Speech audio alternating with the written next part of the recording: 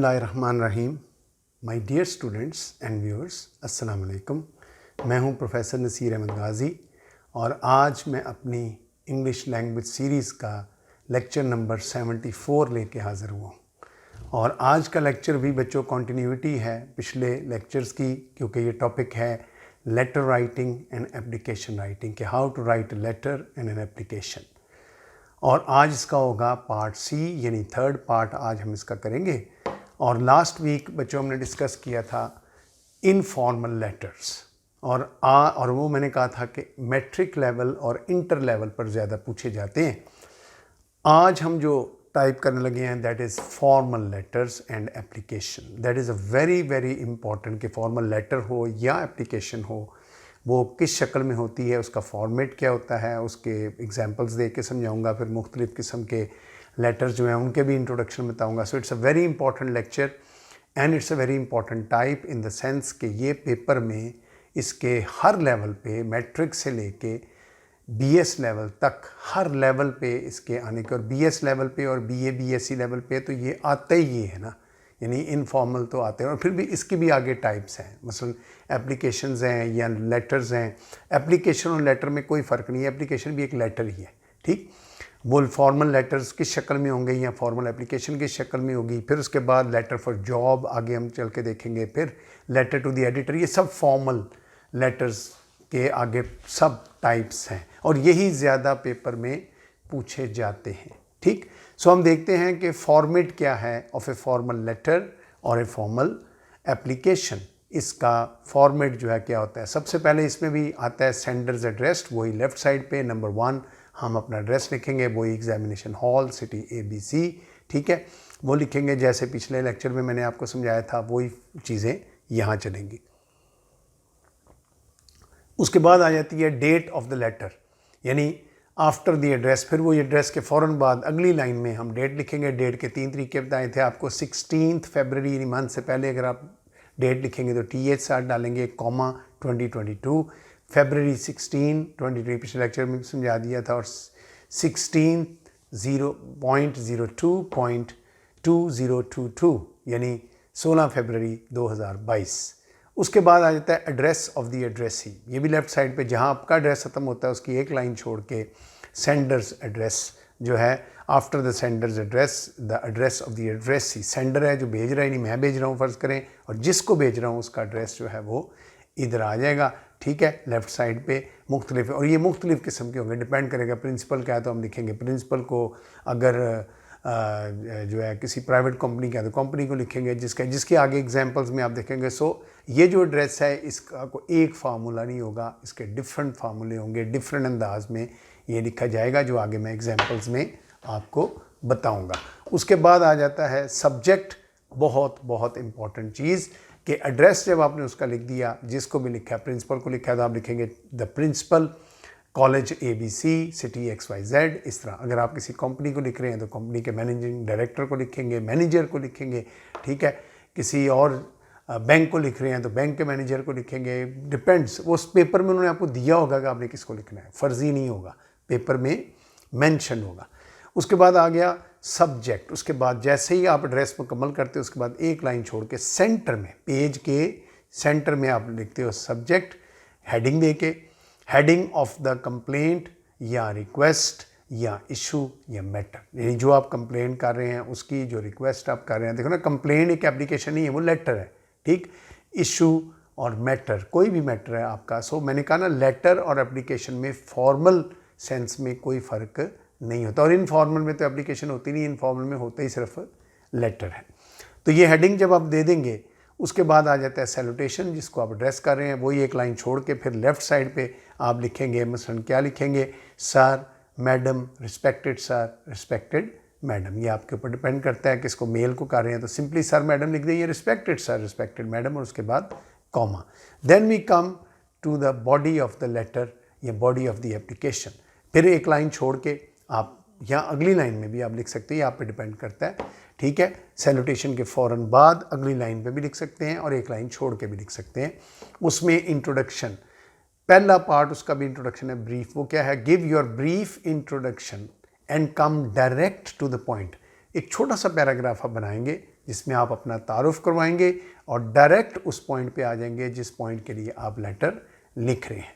उसके बाद है पर्पस, कि पर्पस क्या है, किस मकसद के लिए लिख रहे हैं। Right the purpose in A separate paragraph, कहता है एक अलग पैराग्राफ में, बिल्कुल अलग पैराग्राफ में आप उसका क्या लिखेंगे, पर्पस लिखेंगे, which should be very important. और फिर conclusion, concluding paragraph related with the issue, जिसमें आप ये रिक्वेस्ट, अगर आप रिक्वेस्ट कर रहे हैं कि आपको मसला है तो आप चाहते हैं मसला हल हो जाएगा, मुझे उम्मीद है आप इस मसले को हल कर देंगे, ये है वो, और थैंक्स करेंगे कि आप मेरा लेटर पढ़ के इसके ऊपर कोई ना कोई एक्शन जो है वो लेंगे। चूँकि formal letters are not friendly letters, they are on very important issue, so they should be dealt very important. So उसके बाद आ जाता है सब्सक्रिप्शन, फिर उसी तरह योर्स फेथफुली, इसमें ज़्यादातर आप यहाँ फेथफुली लिखेंगे, अगर प्रिंसिपल है तो आप ओबीडियंटली लिखेंगे, अगर कंपनी का बॉस है तब भी आप ओबीडियंटली लिख सकते हैं, लेकिन best word is faithfully, yours faithfully.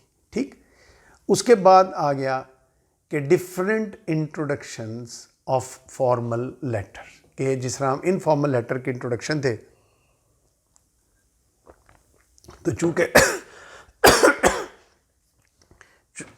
आप स्टूडेंट हैं चूँकि, तो एज ए स्टूडेंट आप किस तरह लिखेंगे। पहला है addressing the principal on some personal matter, आपका ज़ाती मामला है, मैं एक स्टूडेंट हूँ, मेरा ज़ाती मामला है और मैं प्रिंसिपल को लिख रहा हूँ। ठीक, उसको हम कैसे लिखेंगे, आई, यानी जब आप लिख देंगे ऊपर रिस्पेक्टेड सर या रिस्पेक्टेड मैडम, नीचे आप लिखेंगे I, comma XYZ, comma a student of जो भी ईयर होगा, 3rd year, 4th year, BS 5th semester, 3rd semester, जो भी है वो आप लिखेंगे।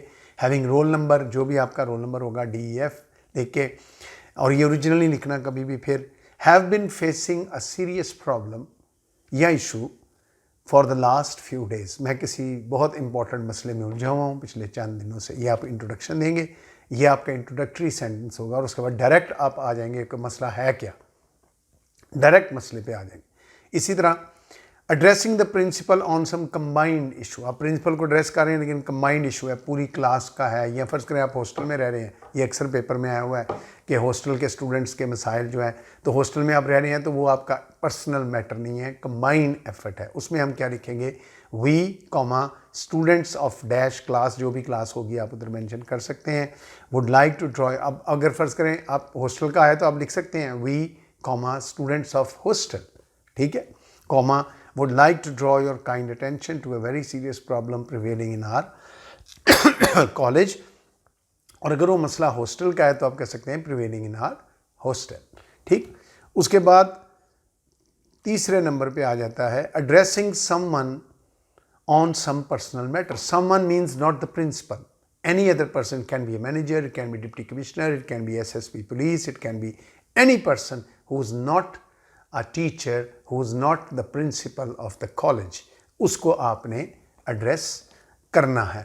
Addressing someone on some personal matter, अब देखो ना, I, अब ये आप करेंगे एक रेजिडेंट के तौर पे, I, comma XYZ, comma the resident of DEF, मैं रिहायशी हूँ इस इलाके का, DEF would like to draw your kind attention to a very serious problem which I have been facing for the last few days, या weeks या months, slash मैंने डाले हुए हैं, डेज भी हो सकता है, वीक्स भी हो सकता है, मंथ्स हो सकता है, कोई ऐसा मसला है, कोई बिजली का मसला है, कोई घर का मसला है, कोई रोड के बाहर कोई शोर शराबे का मसला है, it can be anything, it can be a personal matter related with your house, related with your family, आप एड्रेस कर रहे हैं, जिसको भी वो पेपर में दिया होगा किसको आप एड्रेस कर रहे हैं।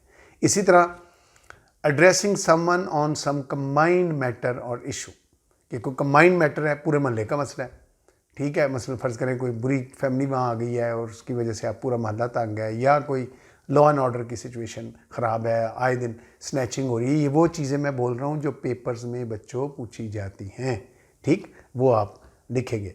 तो इसमें आप लिखेंगे we comma the residents of XYZ, यहाँ आप रिहायशी लिख रहे हैं, we are the residents of XYZ would like to draw your kind attention to a very serious problem, हम आपकी तवज्जो दिलाना चाहेंगे एक बहुत इंपॉर्टेंट मसले पर, which we have been facing for the last many days, weeks, months, जो हम जिसका सामना कर रहे हैं कई दिनों से, कई हफ्तों से, कई महीनों से। तो ये आप इस तरह लिखेंगे। ये तो थे बच्चे 4 डिफरेंट इंट्रोडक्शंस। अब हम आ जाते हैं concluding paragraph, conclusion of some personal और कंबाइंड मैटर इशू। अब ये चाहे प्रिंसिपल को लिख रहे हैं, चाहे outside the college, any person आप लिख रहे हैं, इंडिविजुअली लिख रहे हैं, कंबाइंड लिख रहे हैं, चंद वर्ड्स चेंज करेंगे, बाकी सारा वैसे लिखा होगा। मसलन आई, अगर आप पर्सनल है तो आई, ज़्यादा है तो we. Hope that you would have fully understood my, अगर एक है तो माई, ज़्यादा है तो our problem, and take some necessary steps in this regard, कि हमें उम्मीद है कि आप कोई नेसेसरी स्टेप्स लेंगे। वी शैल बी, या आई या वी, दोनों में से कोई भी एक हो सकता है, shall be greatly thankful to you for this act of kindness on your part, के ये जो आपने मेहरबानी की है इसके लिए हम बहुत शुक्रगुजार होंगे। और इसके बाद फिर हम आ जाएंगे सब्सक्रिप्शन पे, योर्स फेथफुली वगैरह वगैरह वगैरह। ठीक, तो ये था बच्चों ये मुख्तलिफ इंट्रोडक्शंस, इनको बार बार पढ़ें और इनको समझने की कोशिश करें।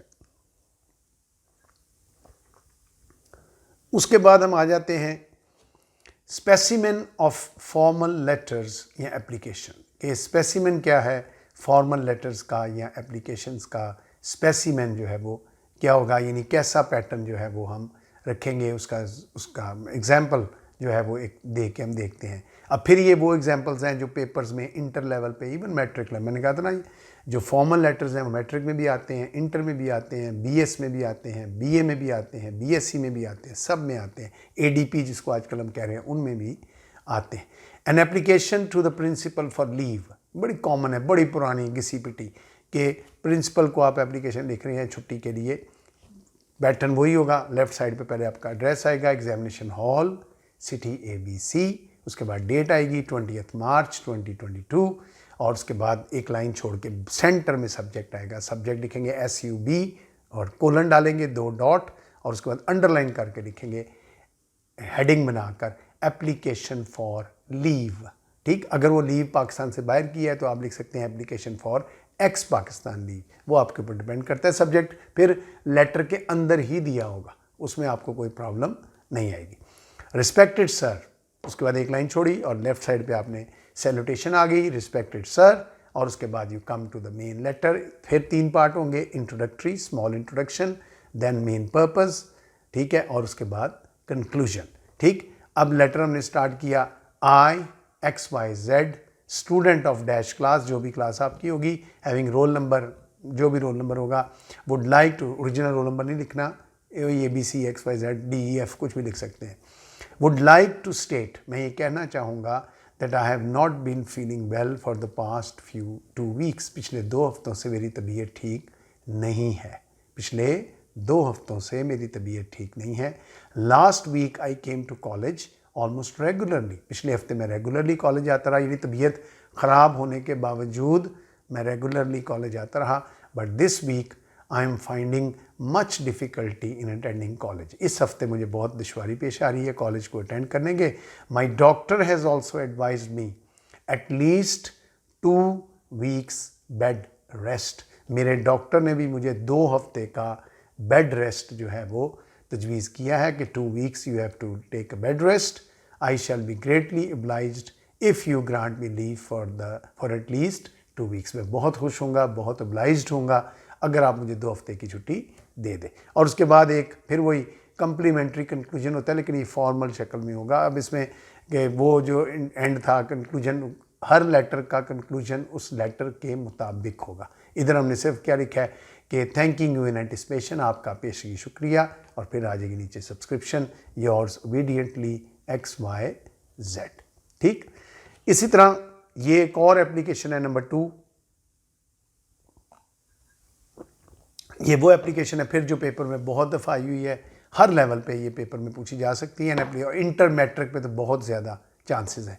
N application to the principal, फिर आप प्रिंसिपल को एप्लीकेशन लिख रहे हैं फॉर फ़ी कंसेशन, कि आप गरीब हैं, फ़ी में कंसेशन चाहते हैं। ये नहीं चाह रहे कि फ़ी बिल्कुल ख़त्म हो जाए, लेकिन आप चाह रहे हैं कि अगर फ़र्ज़ करें 10,000 रुपये फ़ी है पूरे सेमेस्टर की, तो उसको कम कर दिया जाए किसी तरीके से। ठीक, फिर वही एड्रेस का फॉर्मेट वही होगा, examination hall, city ABC, date आ जाएगी, उसके बाद एक लाइन छोड़ के सेंटर में क्या आएगा, subject application for fee concession. Topic क्या होगा? Application for fee concession. फिर उसी तरह सैल्यूटेशन आएगा, रिस्पेक्टेड सर, कॉमा, और अगली लाइन से आप अपना तारुफ भी कराएंगे और डायरेक्ट मुद्दे पर आ जाएंगे। I XYZ, comma, student of dash class having roll number dash would like to state that I have recently passed my metric exam। मैंने अभी देखो डायरेक्ट आप मुद्दे पे आ गए कि मैंने अभी मैट्रिक का एग्ज़ाम पास किया है and want to take admission in this college, और इस कॉलेज में मैं एडमिशन लेना चाहता हूँ। ठीक, but the expenses of this college are beyond the reach of my parents। लेकिन इसके जो अखराजात हैं यानी फ़ी वगैरह एंड अदर चार्जेस, ये मेरे पेरेंट्स के रीच के बियॉन्ड है, यानी मीन्स वो इसको पे नहीं कर सकते। क्यों नहीं कर सकते? वजह, my father works in A factory, मेरा बाप एक फैक्ट्री में काम करता है, ऑन वेरी लो वेजेस, और बड़ी कम तनख्वाह उसको मिलती है। He wants me to study, वो चाहता है मैं स्टडी करूँ, but cannot afford my expenses, लेकिन मेरे एक्सपेंसेस, मेरे अखराजात वो पूरे नहीं कर सकता। देयरफॉर आई रिक्वेस्ट यू, मैं आपसे रिक्वेस्ट करता हूँ, टू ग्रांट मी फुल, कि आप मुझे ग्रांट करें पूरी, और हाफ फ़ी कंसेशन, अगर पूरी नहीं कर सकते तो कम से कम आधी फ़ी कंसेशन मुझे दे दें, so that I can continue my studies, ताकि मैं अपनी स्टडीज़ जारी रख सकूँ।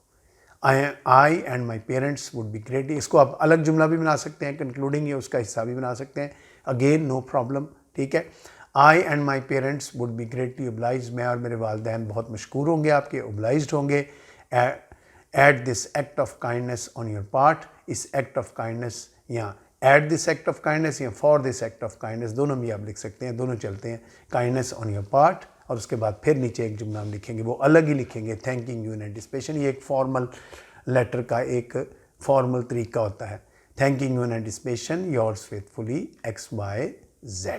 ठीक,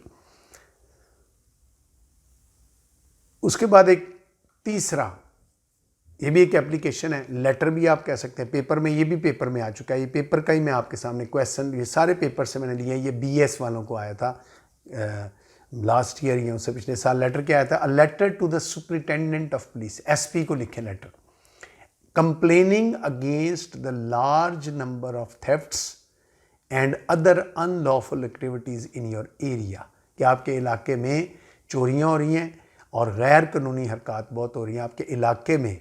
तो उसको, अब ये कॉलेज से कोई रिलेटेड नहीं है, ये पूरे मोहल्ले का मसला है, और ये ज़ाती मसला नहीं है बल्कि कंबाइंड मसला है, एक बंदे का तो नहीं है ना। देखो ना, लेटर का टॉपिक जो है, देखो ना क्या, फिर मैं पढ़ता हूँ आपके सामने कि letter to the superintendent explaining the large number of thefts and other lawful activities in your area. So ये एक बंदे का मसला तो नहीं हुआ, कंबाइंड मसला है। तो एड्रेस क्या होगा, फिर उसी तरह इसका फॉर्मेट क्या होगा, पहले आप एड्रेस लिखेंगे, उसी तरह एग्जामिनेशन हॉल, सिटी ABC, 24 अप्रैल 2022। ठीक है, और उसके बाद एक लाइन छोड़ के उसका एड्रेस आएगा, address of the addressee, the superintendent of police, और सुपरिटेंडेंट किसी शहर का होता है तो नीचे लिखेंगे सिटी ABC। ठीक, उसके बाद एक लाइन छोड़ के सब्जेक्ट आएगा, सब्जेक्ट क्या है, कंप्लेंट। अगेन फिर देखें, सब्जेक्ट हमें टॉपिक में ही दिया गया है, जो क्वेश्चन था उसी में सब्जेक्ट मौजूद है, complaint against thefts and unlawful activities, इतना भी काफ़ी है। और ऐड करना चाहें तो कहेंगे complaint against thefts and unlawful activities in my area, इस तरह भी आप लिख सकते हैं। नीचे सर या रिस्पेक्टेड सर, ये आप पे डिपेंड करता है, और उसे अगली लाइन पे आप शुरू करेंगे, वी कंबाइंड है, ग्रुप का मसला है, पूरे महल्ले का मसला है। We comma the residents of ABC would like to draw your kind attention to a very serious problem prevailing in our area for the past few weeks. For the past few weeks, ये मसला है हमारे इलाके में। इसके बाद क्या मसला है, मुद्दे पे आ जाएं, मिडल पार्ट मुद्दा। ठीक, your purpose, we are really sorry to bring to your kind notice, हमें बड़ा अफसोस है कि हम ये बात आपके नोटिस में ला रहे हैं, दैट थीव्स, रॉबर्स यानी चोर डाकू, एंड करेक्टरलेस पीपल, और जो करेक्टरलेस लोग हैं, बदमाश टाइप के लोग हैं, बदतमीज़ किस्म के लोग हैं, हैव टारगेटेड आर एरिया, लगता है हमारे इलाके को उन्होंने टारगेट कर लिया है। कई सॉफ्ट टारगेट्स होते हैं ना, जगह ऐसी होती है वहाँ उनको ज़्यादा ईजिली हमला कर सकते हैं। There is hardly any day, कहता है शायद ही कोई ऐसा दिन है when we don't face drastic problem, जब हमें ये बुरे मसाइल का सामना ना करना पड़े। हाउस ब्रेकिंग, घरों में नकब लगाना, चेन स्नैचिंग, औरतों से चेन या जेवरात छीनना, मोटरसाइकिल स्नैचिंग, मोटरसाइकिल छीनना, आई टीजिंग, लड़कियों को आते जाते उनको घूरना, बुरी निगाह से देखना, एंड मैनी अदर, और कई दूसरी others are common sights these days. ये कॉमन मनाजर हैं, आम मनाजर हैं हमारे इलाके में रोज़। ये चीज़ें आपको रोज़ आपको नजर आएंगी, दे एक हार्डली को दिन होगा जिस दिन ना हो। These days it seems that they have been given free hand, ऐसे लगता है जैसे उनको किसी ने फ्री हैंड दे दिया है बाय सम अथॉरिटी। अब ये बहुत बड़ा इल्ज़ाम भी है कि आप किसी अथॉरिटी ने, अथॉरिटी कौन हो सकती है, SHO इलाके का हो सकता है, कोई बंदा हो सकता है, कोई ताकतवर शख्स हो सकता है उस इलाके का, by some authority. Such dreadful activities have really ruined, कहते हैं ऐसी एक्टिविटीज़ ने तबाह कर दी हैं the peace of the people of our area, हमारे इलाके के लोगों के अमन व चैन को तबाह कर दिया है। We have also contracted the SHO of our area, हमने अपने इलाके के SHO को, नेचुरली फर्स्ट जो होती है FIR या फर्स्ट जो कंप्लेन होती है वो SHO को ही आपने करनी होती है, of our area, who seems to pay no heed to our request. कहता है जो पे हीड फिर मुहावरा होता है, इसका मतलब है कोई तवज्जो नहीं दे रहा, ये कोई तवज्जो नहीं दे रहा, परवाह ही नहीं कर रहा, हमारी रिक्वेस्ट उसके कोई असर नहीं कर रही। And if no check is put on such elements, अगर ऐसे एलिमेंट्स पे कोई चेक ना हुआ, वी आर अफ्रेड, हमें अफसोस है, we would be left with no alternative, हमारे पास कोई मुतबादल नहीं बचेगा but to take law in our own hands, कि हम कानून को अपने हाथ में ले लें, to bring them to book. फिर to bring them to book मुहावरा होता है जिसका मतलब होता है उनको मंतकी अंजाम तक पहुंचाने के लिए, यानी सज़ा देने के लिए। ठीक, this might bring a bad name, अगर हमने ऐसा किया, यानी अगर हमने कानून अपने हाथ में ले लिया, this might bring a bad name to our area, हमारे इलाके के लिए बदनामी का बायस बनेगा। इट्स SHO, इसके SHO के लिए बदनामी का बायस बनेगा, and may be you too, और हो सकता है SP साहब आपके लिए भी बदनामी का बायस बने। Naturally you are the custodian of the security of the people. ठीक, अब कंक्लूडिंग पैराग्राफ, अलग पैराग्राफ, क्योंकि ये बड़ी लंबी बात थी। Concluding paragraph, we hope that you have fully understood our problem, आपने हमारा मसला समझ लिया होगा, सुन लिया होगा, समझ भी लिया होगा, and take some strict step, सख्त कदम उठाएंगे in this regard. We shall be greatly thankful, हम बहुत शुक्रगुजार होंगे to you for this act of kindness on your part, कि ये जो एक्ट आपने काइंडनेस का किया इसके लिए हम आपके बहुत ममनून होंगे। थैंकिंग यू इन एंटिसिपेशन, आपका पेशगी शुक्रिया। Yours faithfully XYZ। ठीक, इसके बाद एक और लेटर जो है वो आखिरी लेटर आज का, यानी फॉर्मल लेटर्स में, अभी फॉर्मल लेटर्स आगे भी चलने हैं, जॉब वाले वो नेक्स्ट लेक्चर में आएंगे, पार्ट 4 में आएंगे, यानी पार्ट D में आएंगे। A letter to the manager, ये भी पेपर में आ चुका हुआ है, लेकिन ये आया था कुछ 4-5 साल पहले। A letter to the manager, ये BA को या BSc को आया था, मुझे एग्जैक्ट याद नहीं है, लेकिन ये पेपर में आया था। मैनेजर गवर्नमेंट ट्रांसपोर्ट सर्विस, अब GTS जिसको हम कहते थे, गवर्नमेंट अब तो नहीं चलती, लेकिन किसी ज़माने में जब चलती थी ये लेटर तब आया था। गवर्नमेंट ट्रांसपोर्ट सर्विस, कुछ शहरों में शायद अभी भी चल रही हो। Requesting him to issue you a monthly bus pass, आपको पता है कि मंथली बस पास होते हैं कि जो लोग रेगुलरली किसी ट्रेन पे, जैसे बाहर के मुल्कों में भी ऐसा है, जो रेगुलरली बंदा ट्रेन पे जाता है वो पास बनवा लेता है महीने का। अब अगर रोज़ का $1 लगता है तो 3 महीने के बने $25, यानी संडेज निकाल के 25, तो उसको हो सकता है $5-10 में या $15 में मिल जाए, तो उसमें उसकी फ़ायदा हो जाता है। ये एक स्टूडेंट है जो कि रिक्वेस्ट कर रहा है कि वो मंथली पास चाहता है। ठीक, फॉर्मेट फिर वही होगा, पहले आपका अपना एड्रेस आएगा, एग्जामिनेशन हॉल, सिटी ABC, 12 अप्रैल 2022।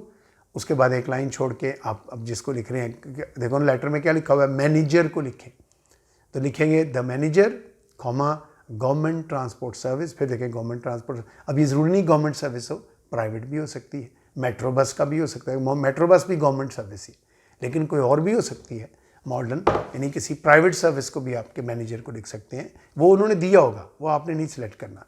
सिटी ABC, उसके बाद फिर एक लाइन छोड़ के सेंटर में सब्जेक्ट आएगा, issuance of a bus pass. ठीक है, इसको आप लंबा भी ज़रा लिख सकते हैं, request for the issuance of a bus pass. ठीक, सर, उसके बाद आगे सैल्यूटेशन, सर या रिस्पेक्टेड सर आपके ऊपर डिपेंड करता है, comma I X Y Z, यानी मैं एक्स वाई जेड जो मेरा नाम है, the student of college DEF, मैं फलाने कॉलेज का स्टूडेंट हूँ, class BS first semester, BS English first semester का मैं तालिब इल्म हूँ। Would like to draw your kind attention, मैं आपकी तवज्जो दिलाना चाहता हूँ to a very serious problem, एक बहुत बड़ा मसला है, which I have been facing for few days, कुछ दिनों से जिसका मैं सामना कर रहा हूँ।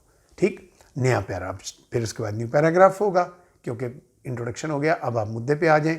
Sir, I have recently taken admission to college DEF, मैंने इस कॉलेज में एडमिशन लिया है, but I have to travel a long distance, मुझे बहुत लंबा सफ़र करके आना पड़ता है, from my village to college, अपने गाँव से कॉलेज तक। आई पे माई बस फेयर रेगुलरली, मैं अपना किराया रेगुलरली देता हूँ, as it is my duty to pay, क्योंकि मेरा फ़र्ज़ है पे करना। Contrary to the notions of some students, कि कुछ स्टूडेंट्स के नोशंस यानी ख्यालात के मुतजाद, यानी इसका मतलब है कुछ ऐसे भी स्टूडेंट्स हैं जो आते हैं लेकिन वो पैसे नहीं देते। My father is a farmer, मेरा बाप एक किसान है, and can't bear all these daily expenses, वो मेरे रोज़ के ये एक्सपेंसेस बर्दाश्त नहीं कर सकता। देयरफॉर, डायरेक्ट आ गया अपने मुद्दे पे, I would request you to issue me a monthly travelling pass, मुझे मंथली ट्रैवलिंग पास दे दें ऑन कंसेशनल रेट्स, फ्री तो नहीं होता लेकिन कंसेशनल रेट्स पे आपको मिल सकता है। आई शैल बी ग्रेटली ओब्लाइज्ड, मैं बहुत खुश होऊंगा फॉर दिस, ये अलग पैरा में लिखा गया। फिर and concluding paragraph, I shall be greatly obliged for this act of kindness on your part, thanking you in anticipation, आपका पेश की शुक्रिया, XY योर्स फेथफुली, फिर वो सब्सक्रिप्शन आएगी नीचे राइट साइड पे, योर्स फेथफुली XYZ। ठीक, तो ये थे बच्चों फॉर्मल लेटर या फॉर्मल एप्लीकेशन जो पेपर्स में आते हैं। देखो फर्स्ट लेक्चर जो मैंने कोई 2 हफ्ते 3 हफ्ते पहले दिया था उसमें मैंने आपको मुख्तलिफ टाइप्स बताई थी, 8 टाइप्स। उसमें मैंने आपको बताया था बिजनेस लेटर्स हो गए, सर्कुलर्स हो गए, ऑफिशियल लेटर्स हो गए, ये फॉर्मल लाइफ में आएंगे, पेपर में नहीं आते। पेपर में इस तरह के आते हैं जो पेपर पॉइंट ऑफ व्यू के लिए बहुत ज़रूरी है। ठीक है, मुझे उम्मीद है आपको इस लेक्चर की समझ आई होगी। इस टाइप को, फॉर्मल टाइप को बहुत तवज्जो से पढ़ें, बार बार देखें, इन लेटर्स को बार बार पढ़ें, ये आपके लिए एग्जाम्पल बन जाएंगे। ठीक है, और इनको फिर पेपर में इसी तरह यूज़ करें। अल्लाह ताला आपका हामी नासिर हो। खुदा हाफिज़।